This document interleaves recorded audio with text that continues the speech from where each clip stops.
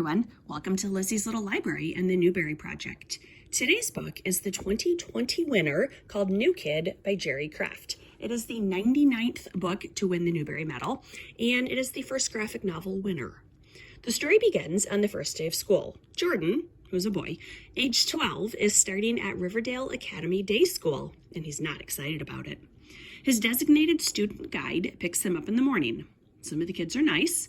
One in particular is a jerk. The high schoolers seem to make fun of all the middle schoolers, and so far it's a pretty normal fare for a first day at a new school sort of book. It seems like a pretty decent day when he wasn't getting lost on campus. Jordan and his dad have twice in one day bemoaned the number of students of color, or rather the lack of the students. They use the generic label diversity when it's clear that they're discussing skin color. There is also a lesson contrasting books on page 130. Jordan, the author through Jordan, is being critical of what books are being published. For example, on the left-hand side of the page, he has mainstream books. The Magic of the Magical Magicon, a magical adventure. Mainstream book covers. Cool, colorful illustrations, full of magic and hope. Mainstream book plots. Prince Ami leaves his dull life to slay a dragon, rescue Princess Brea, and prove to his father that one day he'll make a worthy king. On their right-hand side, African American books. The Mean Streets of South Uptown. African American book covers. A depressing photograph full of realism and hopelessness. African American book plots.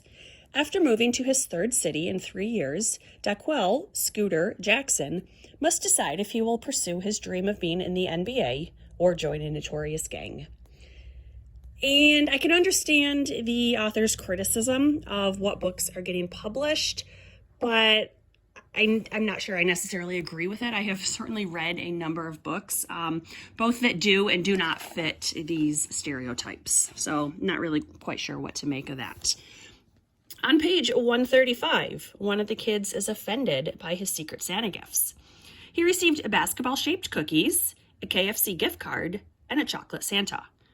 Those all sound completely appropriate for a middle school boy. Plus, KFC is delicious. But the character automatically thinks they are racist. Even though he plays basketball and likes KFC and likes chocolate. Who doesn't like chocolate? On page 136, Jordan points out that the Santa chocolate does look delicious, and the classmate grudgingly admits he likes everything that he received. So, again, not quite sure why he had to get so offended by gifts that he liked and that were a good fit for him. His Santa was familiar with him and what he liked, and she gave him appropriate gifts. The year progresses.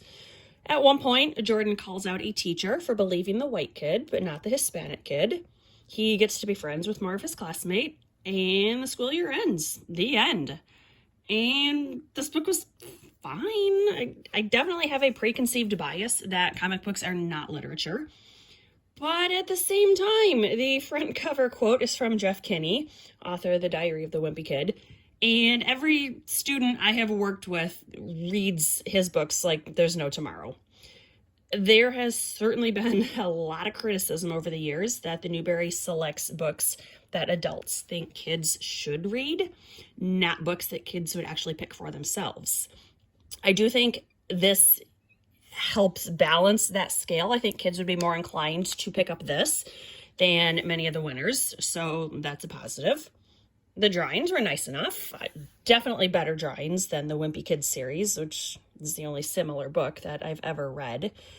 Although this book felt like the characters were trying to be offended by everything. Like KFC, who doesn't like that? The chapter titles were funny puns on movies. For example, Upper West Side Story, Rad Men, Right Club, The Sox Horror Picture Show, and then the pictures parodied the movies that inspired the titles. So that was super cute.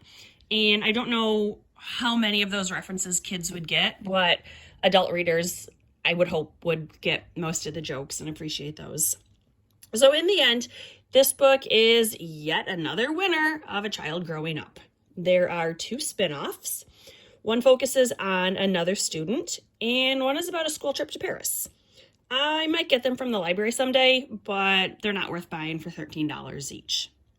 There were 4 honor books this year: Genesis Begins Again, Other Words for Home, Scary Stories for Young Foxes, and The Undefeated. The next book is the 100th anniversary. It is called When You Trap a Tiger, a Korean fairy tale. And spoiler, I liked it way more than I thought I would. So I will get that one posted.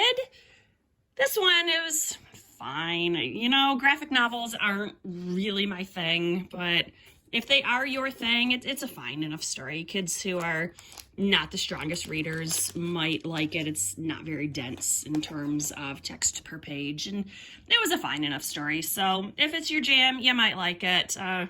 It was average. So New Kid, Jerry Craft. Now I'm in the mood for KFC. Thanks for watching, guys. Bye.